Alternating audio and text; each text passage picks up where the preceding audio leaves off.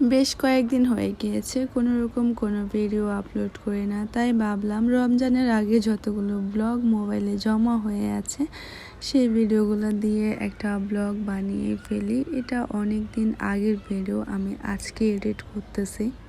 সেদিন আজহারুলের অফিস থেকে ওদের পিকনিক ছিল, যেহেতু এখন শীতকাল ছিল তখন আর কি, এখন তো মোটামুটি শীত শেষ। তো ওরা সবাই মিলে অফিসের সব কলিগরা মিলে পিকনিক করবে। তো আমি যেহেতু বাসায় একা, তাই আপু আমাকে বলেছে যে ওদের বাসায় চলে যাওয়ার জন্য, আর আমি আজহারুলের সাথে চলে যাচ্ছি। যাওয়ার সময় আমার এখানে পিঠা খেতে অনেক বেশি ইচ্ছে করতেছিল, তার জন্য আমি এই আন্টিটার থেকে একটা পিঠা কিনে খেলাম 20 টাকা দিয়ে। তো আমি এরপর এই তো আমরা রিক্সায় উঠে গিয়েছি।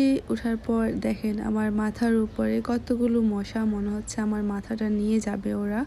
কিছুক্ষণ জেমে দাঁড়িয়েছিলাম, তার জন্য সবগুলো মশা আমাদেরকে ধরেছে।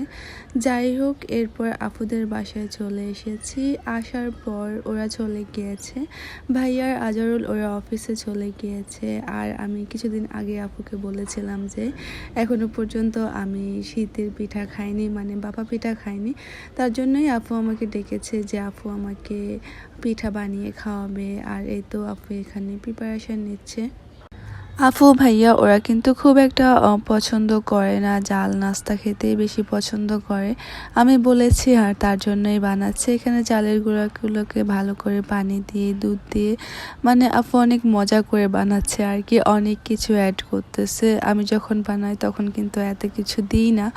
তারপর এই তো সুন্দর করে চালের গুঁড়াগুলোকে মেখে এখন বাটিতে সব কিছু দিয়ে দিচ্ছে। চালের গুঁড়া, তার সাথে গুড়, নারকেল সব কিছু দিয়ে সুন্দর করে সাজিয়ে বানিয়ে ফেলেছে।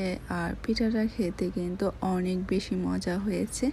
আমি খেয়েছি সবগুলো, কারণ ওরা তো খুব একটা খায় না। তো আমি অনেকগুলো খেয়েছি। তারপর আজহারুলরা চলে এসেছিল, ওদেরকেও দিয়েছিল আপু। এরপর আমরা বাসায় চলে গিয়েছি। তো আজকে এই পর্যন্তই। সবাই ভালো থাকবেন, নিজের খেয়াল রাখবেন। আল্লাহ হাফেজ, আসসালামু আলাইকুম।